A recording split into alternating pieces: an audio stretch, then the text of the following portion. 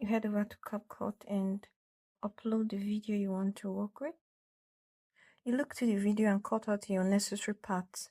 Locate where you started pulling here. Good. You look for good.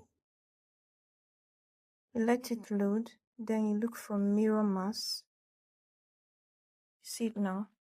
You rotate it like this. It's just so you're slightly visible. You add keyframe.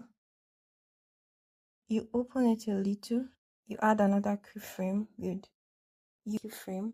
Go back to mask. Good. You extend it some more. You extend it some more. Add your keyframe, of course.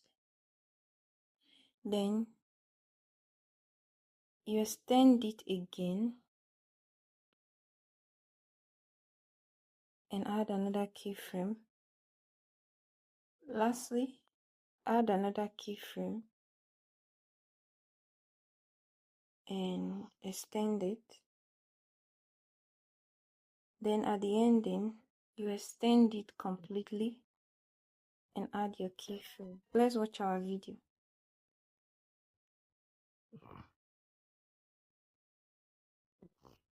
Tada!